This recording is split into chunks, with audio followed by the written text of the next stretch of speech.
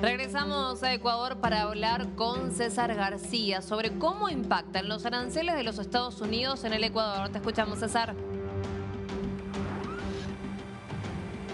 Sí, gracias, Maga. Estamos con este tema fundamental que combina toda la atención de la región, los aranceles que ha impuesto Donald Trump en varias relaciones comerciales a nivel del globo. Y por cierto, el Ecuador pues no está exento de esta situación. Vamos a ver cómo le impacta y también analizar un poco cómo está el comercio en nuestro país. Nos acompaña Javier Rosero, él es vicepresidente ejecutivo de FedExport. Gracias, Javier, por esta entrevista.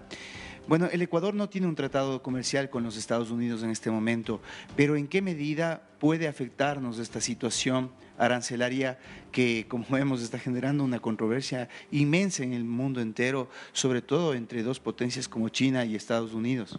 Bueno, evidentemente uno de los grandes elementos que ahora tenemos sobre la mesa a nivel internacional es una reconfiguración del comercio, en donde el nuevo enfoque del presidente Trump habla mucho de un mutuo beneficio, es decir, tanto a las industrias exportadoras de Estados Unidos como a sus socios comerciales.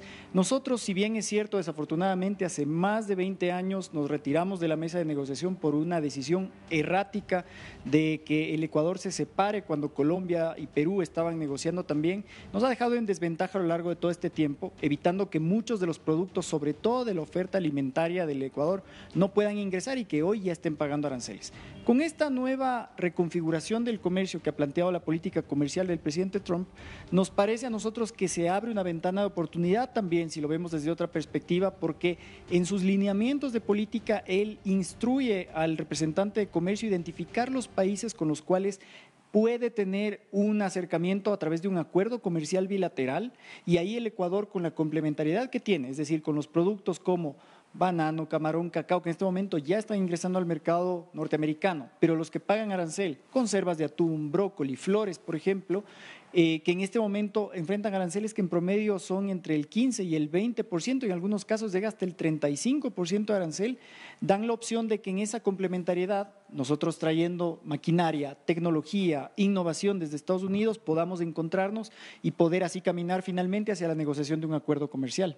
Es decir, en conclusión sobre ese tema, el Ecuador no queda tan mal parado frente a esta guerra arancelaria. Indirectamente, sin duda alguna, algunos efectos se verán en volumen de reducción de comercio, no directamente para el Ecuador. El Ecuador ha mantenido una línea de ser un proveedor seguro de todos los productos de exportación que en este momento llegan a los Estados Unidos, pero de una o de otra forma nos parece que el tiempo que ha definido el presidente Trump, que es hasta el 1 de abril próximo, dan la opción para que el Ecuador pueda demostrar con la contundencia de elementos al representante de comercio de Estados Unidos que esa complementariedad puede tomar la forma de un instrumento comercial. Además, entendiendo que en este momento el Ecuador coincide con los intereses y los principios que está sosteniendo la administración del presidente Trump en Estados Unidos. Tú bien lo has señalado, pero también estamos en un momento complejo en materia electoral.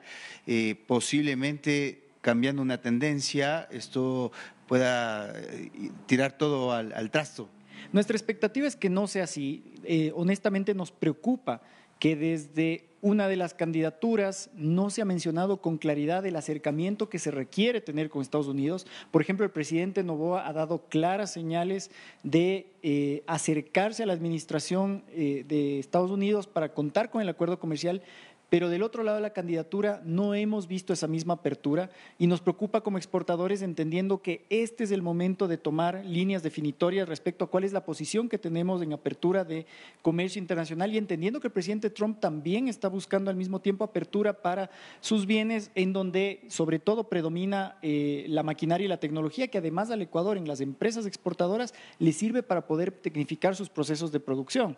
Entonces nos parece que esa claridad va a ser importante de cara a estas últimas semanas de la campaña electoral, de tal suerte que los dos candidatos, pero sobre todo la candidata que no se ha pronunciado con claridad sobre el acercamiento con Estados Unidos, dé una línea contundente, sin ambigüedades y definitoria respecto a acercarnos a Estados Unidos para un acuerdo. Muy bien, en segundo término, el Ecuador ha reportado un superávit comercial. ¿Cómo estamos en ese sentido? ¿A qué corresponde? A propósito que también tenemos noticias de que en Latinoamérica se está diversificando las exportaciones. Por ejemplo, escuchábamos Argentina, Ecuador está enviando más productos. ¿A qué corresponde ese superávit? Bueno, cerramos con, en nuestra opinión, una muy buena noticia el año 2024 porque fue un año lleno de adversidades desde el contexto internacional, pero también en lo interno con los propios desafíos que enfrentamos. Y es una buena noticia porque en su gran mayoría este superávit de casi 6.000 millones de dólares, que es el más alto en toda la historia de dolarización en el Ecuador, estuvo marcado por un incremento de las exportaciones que generaron en el rubro no petrolero más de 3.000 millones de dólares en nuevo ingreso de divisas para la economía que en este momento están moviendo la liquidez interna del país. Si bien es cierto, hay otro componente en donde la propia desaceleración económica fruto de los estiajes que tuvimos que enfrentar en materia de electricidad y la propia inseguridad, ha hecho que las importaciones se disminuyan un 5%, pero aún en ese contexto, que el sector exportador haya demostrado ese músculo de resiliencia, marcando récords como, por ejemplo, más de 5.500 millones por primera vez enviados a la Unión Europea, que no hubiesen sido posibles sin el acuerdo comercial. Récord a Estados Unidos en exportación no petrolera, más de 4.500 millones de dólares. Esto no se había alcanzado antes gracias al buen desempeño que han tenido los productos alimentarios en ese mercado y que nosotros creemos que podríamos incrementar en al menos 300 millones de dólares más al año si contáramos con un acuerdo comercial. Y al mismo tiempo, nuevos rubros, como por ejemplo el sector florícola, que se integra ahora al selecto grupo de productos de exportación que ya superan los 1.000 millones de dólares al año. Entonces, todo esto ha generado efectivamente, como usted bien decía, una diversificación no solo en destinos, sino también en productos, pero además sí consolidar los destinos con los que estratégicamente está relacionada la oferta exportable del país. Bien, muchas gracias. Ahí tienen a Javier Rosero. El Ecuador está en un momento importante a la espera de lo que pueda acontecer hasta el 1 de abril, ver si se incorpora a ese listado de países que pueden establecer algún tipo de acuerdo bilateral con los Estados Unidos, el cual se ha visto postergado por cuestiones fundamentalmente ideológicas, pero que en el mundo y en medio de esta guerra de aranceles resulta primordial para nuestros países en toda Latinoamérica. Esta es la información.